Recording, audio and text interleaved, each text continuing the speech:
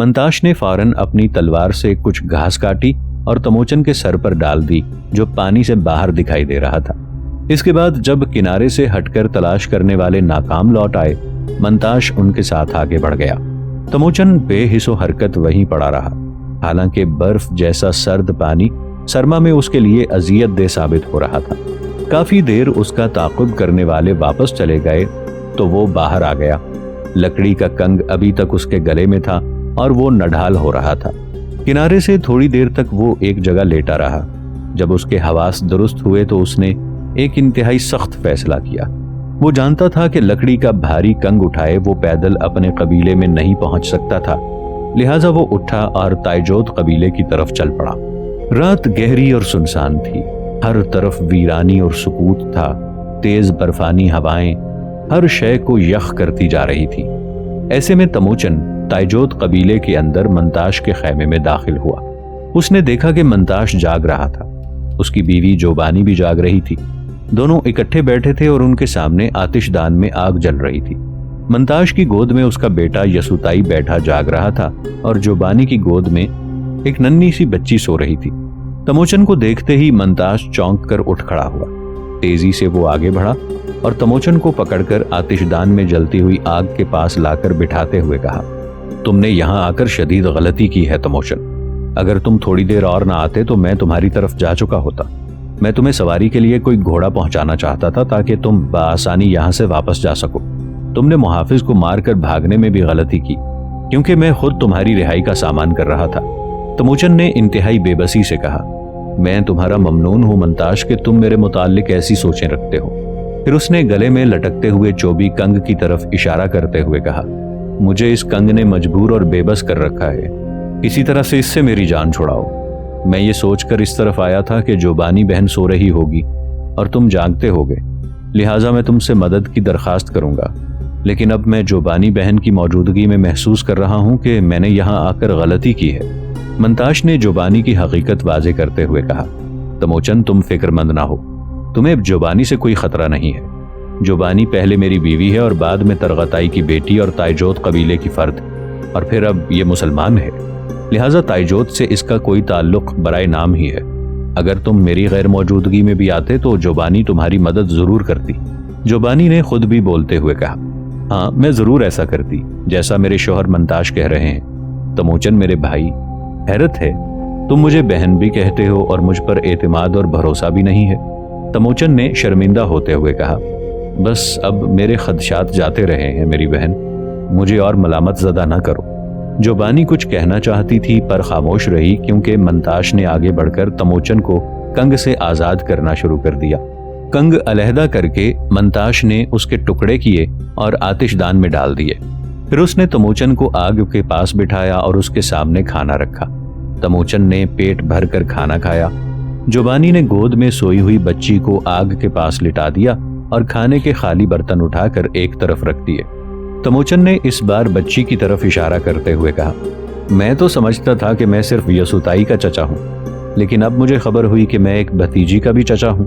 منتاش نے مسکراتے ہوئے کہا، یہ میری بیٹی ابھی چند یوم کی ہی ہے، ابھی ہم لوگوں نے اس کا نام بھی نہیں رکھا۔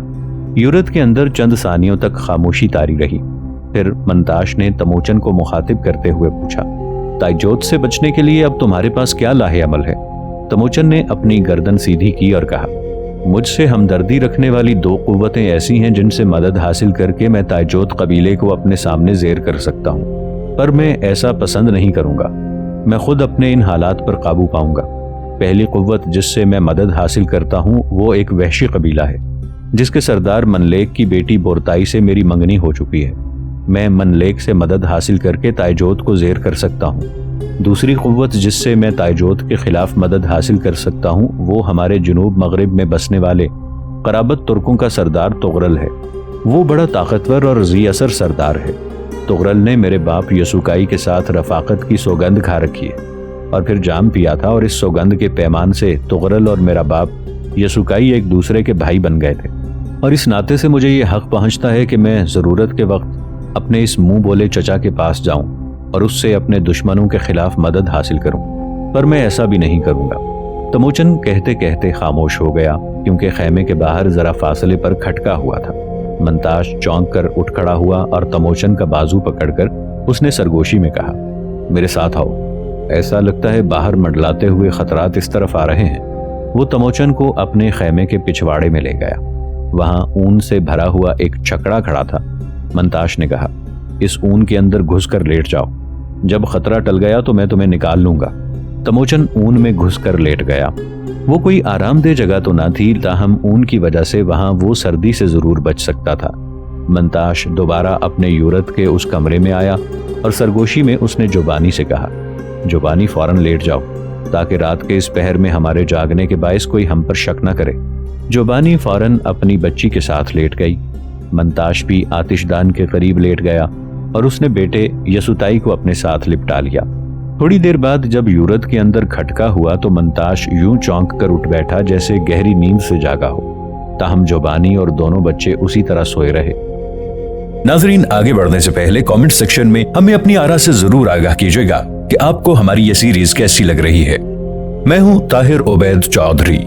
آئندہ آنے والی اقساط سے باخبر رہنے کے لیے ہمارے چینل کو سبسکرائب کر لیں اور ساتھ موجود بیل آئیکن کو ضرور کلک کر لیں۔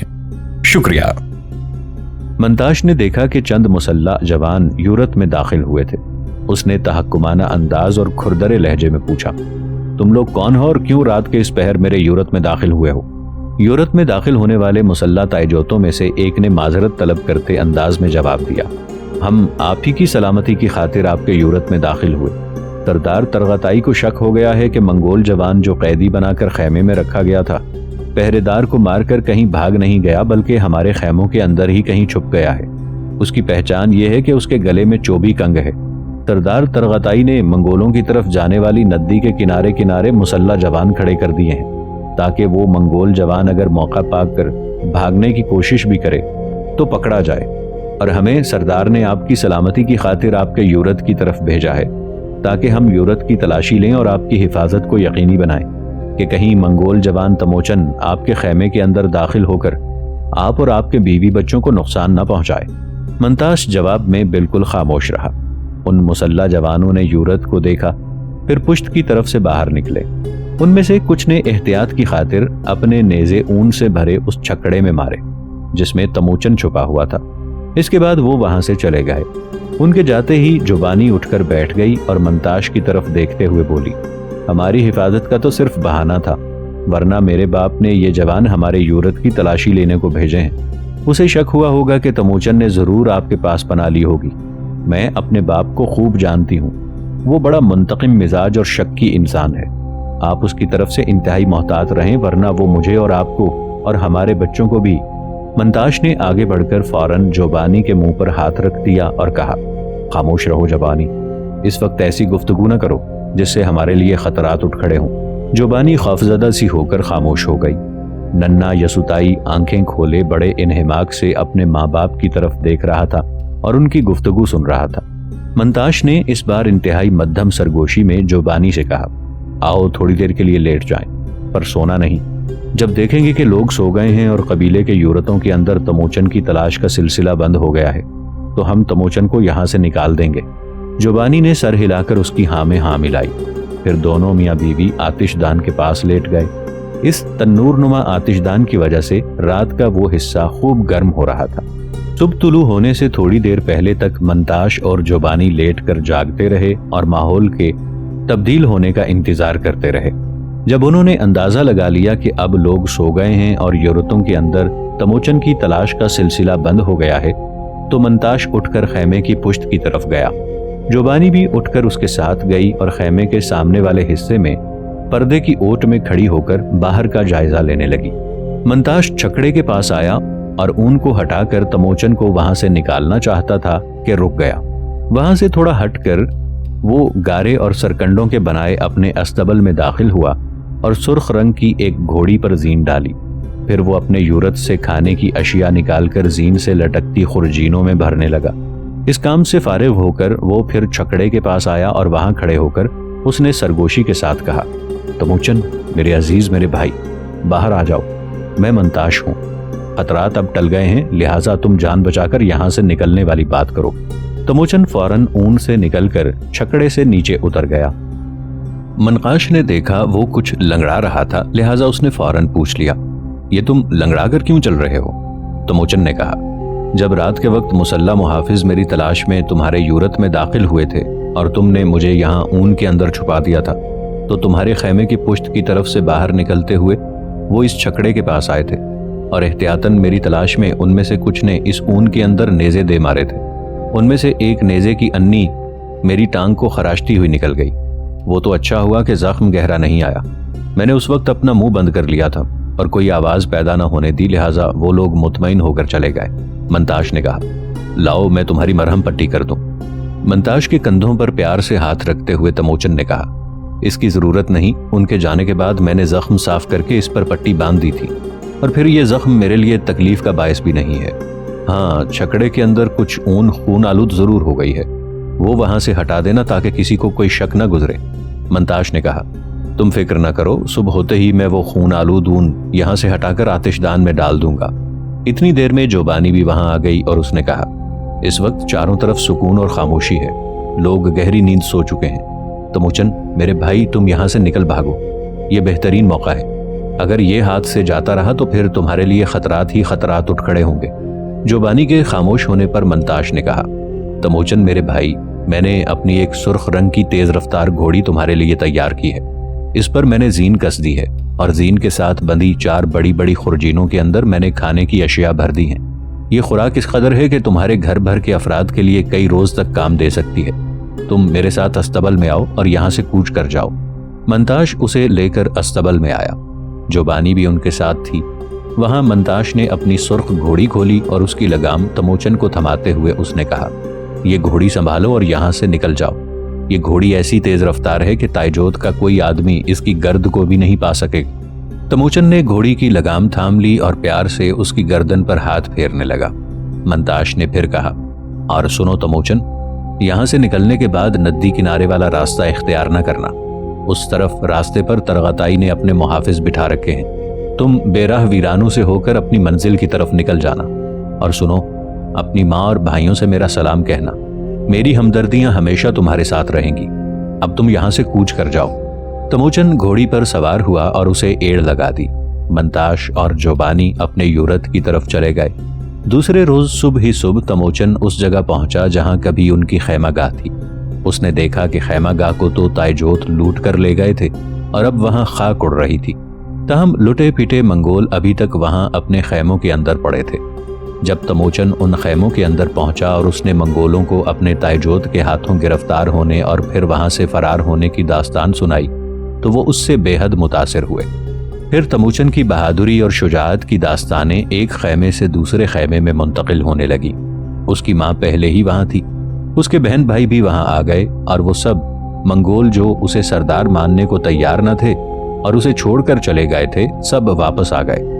اب اس کی آبائی سرزمین میں خوب رونق ہو گئی تھی اور ہزاروں جنگجو منگول اس کے گرد جمع ہو گئے تھے، جنہوں نے تموچن کو اپنا سردار اور سالار اعلیٰ تسلیم کر لیا تھا۔ دیکھتے ہی دیکھتے چند ہی دنوں میں ایک انقلاب آ گیا اور تموچن کی عسکری قوت میں بے حد اضافہ ہو گیا۔ دوسری طرف تائجوت کے سردار ترغتائی کو ان حالات کی خبر ہوئی تو وہ وقتی طور پر خاموش ہو گیا، تاہم وہ اندر ہی اندر اپنی عسکری قوت بڑھانے میں لگا رہا تاکہ تموچن کو ایک روز اپنے سامنے زیر کرنے میں کامیاب ہو سکے۔ جب حالات درست ہوئے تو اولون نے تموچن کی شادی کا فیصلہ کر لیا، لہٰذا بورتائی کے باپ منلیک سے بات چیت کرنے کے بعد شادی کی تاریخ طے ہو گئی۔ مقررہ تاریخ کو منگول بھیڑیوں کی کھالوں میں ملبوس دباغت کیے ہوئے چمڑے کے شلوں کے، چھاتیوں پر بھیانک نقش و نگار کے چرمی سینہ پوش پہنے تموچن کو بیاہنے کے لیے روانہ ہوئے۔ انہوں نے اپنی زینوں کی دمچیوں پر پانی کے مشکیزے اور کاندھوں پر نیزے لٹکا رکھے تھے۔ چہروں کی ابھری ہوئی ہڈیوں پر سردی اور برفانی ہواؤں کی کاٹ سے بچنے کے لیے چربی مل رکھی تھی اور اس چربی پر گرد اور خاک کی تہ جم گئی تھی۔ اس حالت میں وہ تموچن کو بیاہنے گئے۔ بورتائی کے باپ نے 2 دن ان لوگوں کو اپنے پاس ٹھہرا کر ان کی ضیافت کی۔ اس نے منگولوں کے لیے بھیڑیں اور اچھی نسل کے دمبے کٹوائے، انہیں دودھ اور چاولوں کی شراب پیش کی۔ ان ہنگاموں میں تموچن اور بورتائی کی شادی ہو گئی۔ اس موقع پر ہرنوں کے چمڑے کے بے ڈھنگے جوتے پہنے ہوئے منگول خوشی سے خوب ناچے۔ آخر بورتائی کو رخصت ہونے کے لیے تیار کیا گیا۔ رخصتی کے وقت وہ سفید سمور کا لمبا لبادہ پہنے ہوئے تھی۔ اس کی چوٹیاں چاندی کے سکوں اور ننھی ننھی مورتیوں سے سجائی گئی تھیں۔ اس کے سر پر صنوبر کی چھال کی مخروطی کلاه تھی جس پر قیمتی ریشم مڑا ہوا تھا۔ اس حالت میں وہ تموچن کے ساتھ اپنے باپ کے گھر سے منگولوں میں آ گئی۔ وقت اب پرسکون ہو کر گزرنے لگا۔ منگول دن بھر تموچن کی رہنمائی میں جنگ کی تربیت حاصل کرتے یا اپنے قبیلے کو گوشت مہیا کرنے کے لیے ہرنوں، رینڈیئر اور جنگلی بکریوں کا شکار کرتے، اور ان کی عورتیں اپنے خیموں کے اندر اور باہر مردوں کی غیر موجودگی میں جانوروں کا دودھ دوتیں، اپنے ریوڑوں کو پانی پلاتی، خیموں کے لیے نمدے تیار کرتی۔ ریشوں کی تانت سے وہ کپڑا بننے کے علاوہ اپنے مردوں کے جوتے اور موزے بھی تیار کرتی۔ لیکن امن کا یہ دور کوئی زیادہ طویل ثابت نہ ہوا اور منگولوں کے خلاف ایک نیا طوفان اٹھ کھڑا ہوا یوں کہ تموچن کی ماں اولون، جو ٹنڈرا کے میدانوں میں بسنے والے مکریت نام کے قبائل سے تعلق رکھتی تھی، اسے تموچن کا باپ یسوکائی اس وقت اٹھا لایا تھا جب اولون شادی کے بعد اپنے شوہر کے گھر جا رہی تھی۔ یسوکائی حملہ آور ہوا اور اولون کو زبردستی اٹھا لایا تھا اور اس سے بیاہ کر لیا تھا، اس لیے کہ اولون بے پناہ خوبصورت تھی۔ اسی مکریت قبیلے نے اپنا انتقام لینے کے لیے منگولوں پر حملہ کر دیا۔ مکریت منگولوں سے زیادہ طاقتور اور جنگجو تھے۔ یہ ٹنڈرا کے قدیم ترین باشندے تھے۔ یہ یخبستہ سفید دنیا کے لوگ تھے جہاں انسان بے پہیوں کی گاڑی پر سفر کرتے ہیں جن میں کتے اور رینڈیئر جتے ہوتے ہیں۔ مکریت قبائل نے منگولوں پر ایسا زبردست حملہ کیا کہ منگولوں پر ایک افراتفری کا عالم برپا ہو گیا۔ اسی افراتفری کے عالم میں وہ منگولوں کے خیموں کو لوٹنے کے علاوہ تموچن کی بیوی حسین بورتائی کو بھی اٹھا کر لے گئے۔ ان حادثوں کا تموچن کو سخت صدمہ ہوا، لیکن اس نے مکریتیوں کا تعاقب نہیں کیا کیونکہ وہ جانتا تھا کہ مکریت اس سے زیادہ طاقتور ہیں، اور اگر اس نے ان کا تعاقب کیا تو مکریت کلی طور پر منگولوں کا خاتمہ کر دیں گے۔ لہٰذا تموچن قسمت کا شاکر بن کر خاموش ہو رہا۔ اسی حادثے پر کئی دن گزر گئے۔ ایک روز جبکہ زوردار برف باری ہو رہی تھی، منتاش تموچن کے یورت میں داخل ہوا۔ تموچن اس وقت اپنے بھائی تموجو، قصار اور ملکوتی کے ساتھ آتش دان کے پاس بیٹھا ہوا تھا۔ منتاش کو دیکھ کر وہ چاروں اٹھ کھڑے ہوئے۔ سب نے آگے بڑھ کر منتاج سے گرم جوشی کے ساتھ مصافحہ کیا اور اس کا انتہائی خوشی کے ساتھ خیر مقدم کیا۔ پھر تموچن نے منتاش کا ہاتھ تھاما اور اس جگہ پر بٹھایا جہاں وہ خود بیٹھا ہوا تھا۔ منتاش نے آگ پر ہاتھ پھیلا کر گرم کرتے ہوئے کہا، مجھے تمہاری ماں اولون کے قتل ہونے کی خبر مل گئی تھی۔ اس کے مارے جانے کا مجھے سخت صدمہ ہے۔ پھر مجھے یہ بھی خبر ہو گئی تھی کہ تم پر حملہ آور ہونے والے وحشی مکریت اپنے ساتھ بورتائی کو بھی اٹھا کر لے گئے۔ یہ کیا ہو گیا؟ کاش اس موقع پر میں یہاں موجود ہوتا اور تمہاری کوئی مدد کر سکتا۔ تموچن نے کہا، میری ماں کے مرنے اور بورتائی کے اغوا ہو جانے کے بعد ہمارا یہ یورت ویران ویران سا ہو گیا ہے۔ میری بہنیں روتی رہتی ہیں اور میں نے یہ فیصلہ کیا ہے کہ میں چند روز تک ان کی شادیاں کر دوں گا تاکہ وہ اپنے اپنے گھروں میں خوش اور پرسکون رہیں۔ پر اے عزیز بھائی، تم نے یہ تو کہا ہی نہیں کہ تم آج اس برف باری میں اس طرف کیسے آ گئے؟ منتاش نے کہا، میں نے تائجوتوں کو ہمیشہ کے لیے چھوڑ دیا ہے اور اپنے بیوی بچوں کو ساتھ لے کر ان کے ہاں سے نکل بھاگا ہوں۔ دراصل گزشتہ رات میں نے تائجوتوں کے ایک ایسے نائب سردار کو قتل کر دیا تھا جو ہر وقت سردار ترغاتائی کو منگولوں کے خلاف جنگ کرنے پر اکساتا رہتا تھا۔ گو رات کے وقت میں نے اسے قتل کر کے زمین کے اندر دبا دیا تھا۔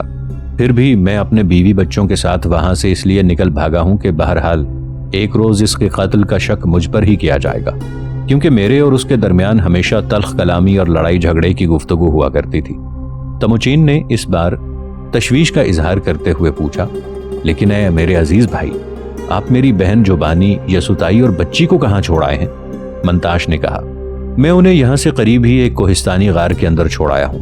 میرا ارادہ تھا کہ میں پہلے تم سے ملوں گا، اور اگر تم نے مجھے منگولوں کے اندر اپنے پاس رہنے کی اجازت دی تو پھر میں جوبانی اور بچوں کو یہاں لے آؤں گا، ورنہ بصورت دیگر میں اسی عرب تاجر قرطیس بن تمر کی ملازمت اختیار کر جاؤں گا جس کے ساتھ میں ان سرزمینوں کی طرف آیا تھا اور یہیں کا ہو کر رہ گیا۔ غار میں جوبانی اور بچوں کی حفاظت کے لیے میں بولائی نام کے اس جوان کو چھوڑ آیا ہوں جو ایک بار تمہارے پاس میرا پیغام بھی لایا تھا۔ وہ مسلمان قابل اعتبار اور میرے بھروسے کا آدمی ہے۔ تموچن نے کہا، اے میرے بھائی، تم نے یہ کیا ظلم کیا؟ تم میری بہن جوبانی اور بچوں کو غار میں چھوڑ آئے ہو और खुद ये जानने के लिए आए हो कि तुम मंगोलों के अंदर रह सकते हो या नहीं। ऐ मेरे भाई, तुम मेरे लिए ऐसे मोहसिन हो जिसके लिए मैं अपनी जान तक कुर्बान कर सकता हूँ। जिस तरह मैं खुद मंगोलों के अंदर रहने का हक रखता हूँ, ऐसा ही हक तुम्हारा भी है।